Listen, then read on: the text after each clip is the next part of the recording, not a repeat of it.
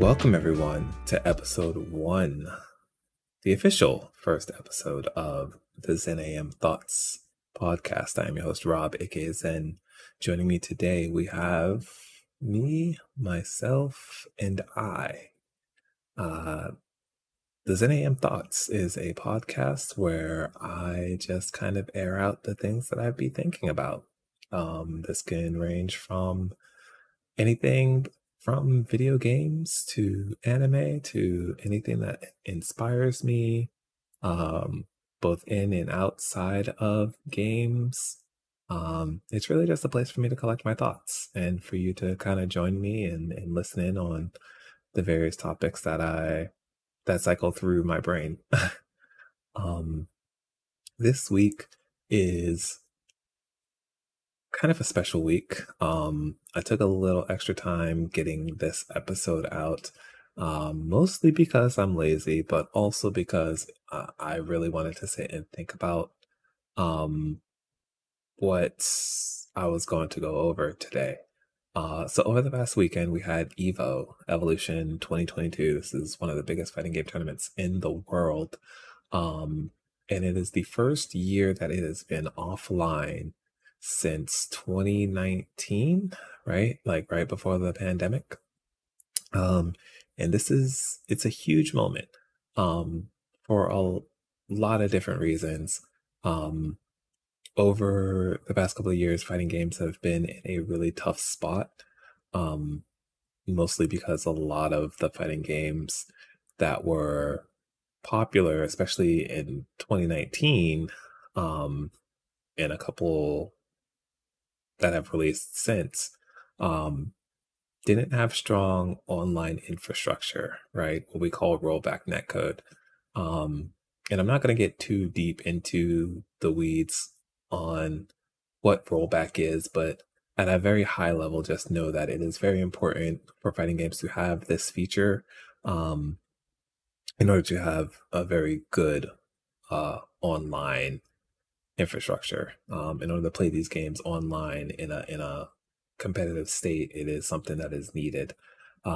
So having offline events go away during this 3-year period has been devastating, for a lot of people in a lot of communities, but also there have been a lot of there's been a shift in priorities for developers, right? And a lot of developers have finally been forced to see how bad their online has been for the past, since fighting games have been around, right? With the exception of a couple, right? Because rollback is technology that has been around for a very long time, just hasn't been adopted into mainstream games. But yeah, not having local events due to the pandemic, not having major tournaments, really, there was like a hole in my heart for the past couple of years. I've been playing fighting games for I've been actively part of, I should say, a fighting game community for a little over a decade at this point. But I've been a competitive, like, video game player for much longer than that. Having started with, funny enough, the very first tournament I ever entered was in the original Smash Brothers when I was like 11. I would do doubles. Me and my cousin would do like little house events here and there, and rec shop. But so I've always been surrounded by like competition and stuff, right? And even though I'm not like a top player by any means or anything like that, but I view myself as like a very solid player. And right before the pandemic, I had just got my motivation again for playing fighting games. That year, I went to Combo Breaker that year for the very first time. I've been meaning to go to that event for a very long time, and shout outs to GLHF at the time. It was now Leaderboards, which is the local arcade bar. They sponsored me to go to Combo Breaker that year, and I got 13th, I think it was, in Blaze Blue Cross Tag, and I did okay in Guilty Gear Xrd, though Cross Tag was my main focus. And it was a time where I was really ready to go hard on video games. Grand Blue was just around the corner. I was super excited. And I had just come off of a really long break of like being incredibly hard on myself and not wanting to compete. I went like a year and a half, I think, without entering any tournaments. Because I would put a lot of pressure on myself and I didn't know how to like manage my mentality properly. I was in a really, really bad place when it came to fighting games. And there's not enough time to kind of go over that history. That'll probably be another episode, I think, because I think that's an interesting time for me as well, where I was grinding super hard for Guilty Gear Xrd, to varying degrees of success, where I had some pretty good highs, and I've had some of the worst lows I've ever had in video games in general. It sent me through one of the worst, I feel, depression spells I've been in my life. But anyway, all that kind of aside, EVO happening this weekend filled my heart with so much joy.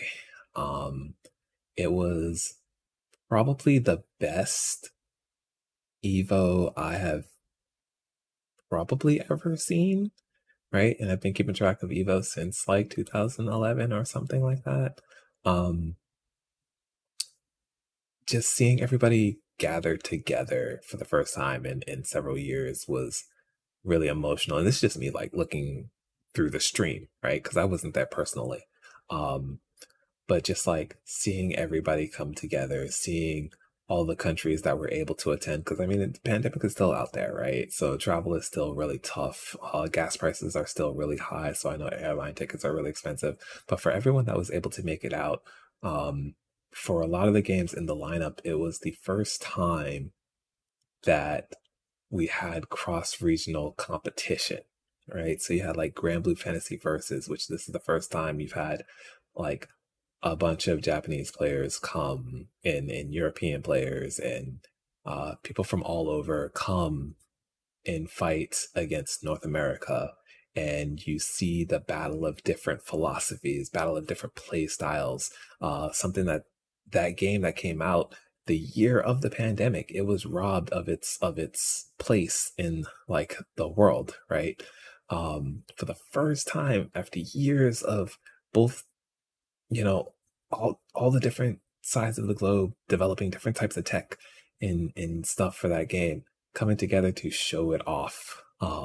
It was incredible.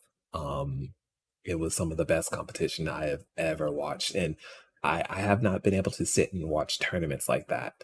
Like just completely veg out on tournaments an entire weekend in years. I sat and I watched just about every single mainline event, from pools to I watched every single top 8 that was in the main show. I watched a lot of pool play for most of the games. Like I sat there and consumed everything. And like I said, Grand Blue was super inspirational. Melty Blood had one of the sickest finals. And I don't even particularly care for Melty Blood Type Limited that much, which pains me to say, because Melty Blood is a big reason why I like fighting games. Having been introduced to it through Team Spooky house streams back in like, I don't know what, 2008 or something, right? 2009, 10, something like that. And this new version has some things I don't like, but I still keep tabs on it. And watching the highest level of play and watching like two different philosophical styles of Melty Blood come and fight each other. Japan not having like a lot of love players, and I know on the NA side, like one of our best Hisui players no longer plays Hisui. So it was fascinating to watch, and I was just so happy, I guess, to watch it. I was excited, I was invested, I was emotional. Um, and that's the story for all the top eights at EVO. And as I was sitting there and watching um all the events unfold, I realized how much I missed that environment. I realized that I miss competing in fighting games. I miss going to events and sitting down at stations and meeting new people and learning and just fighting against different styles and trying to push myself as far as I could go. And I think the break that I've had really uh, made me realize that when I did compete, or shortly before I had stopped competing, I guess, um, I did not approach getting better the right way. Um, I was very much like, my mentality at the time was very much, I have to do this myself. And I struggled with reaching out to others. I struggled with um, practicing the right ways. I struggled focusing on the things I needed to focus on, and really relied more on my ability to adapt on the fly. And that can only take you so far. And I would get frustrated knowing that I'm not putting in the proper amount of work in the ways that I need to get to the goals that I've set for myself. And it took me a very long time to understand that. Um, and I came to that realization right as the pandemic hit. So you can imagine how deflated I was for the last couple of years, and then not really having a game that I was super excited for either, right? Because like I really like Grand Blue, but the netcode's just not there for me to sit down and grind it out. And most recently, like we had to get Strive celebrating its 1 year anniversary, and I love Strive, and that's a game I'll probably focus on. But I'm still kind of waiting for something that speaks to my soul. And maybe Guilty Gear will get there. It always has a soft spot in my heart. Maybe Type Lumina will get there because Melty Blood as a franchise speaks to my heart. But there are several games on the horizon. You have like Project L, and the new Fatal Fury Garo just got greenlit. So we'll see what that ends up becoming. There was another fighting game that was announced at EVO that was more indie like, and I'm like, okay, I'll try that. But I don't know. Um, I left watching that event just hopeful to compete again. Um, Strive released Bridgette for DLC, a character that I really started to gravitate towards in Plus R, Guilty Gear Accent Core Plus R, where I mained Baiken.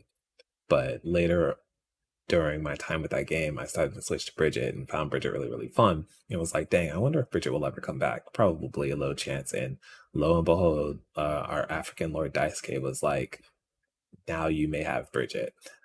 So Good to Get Strive now has every character I've ever played, I think, in a Guilty Gear game. And she's super fun.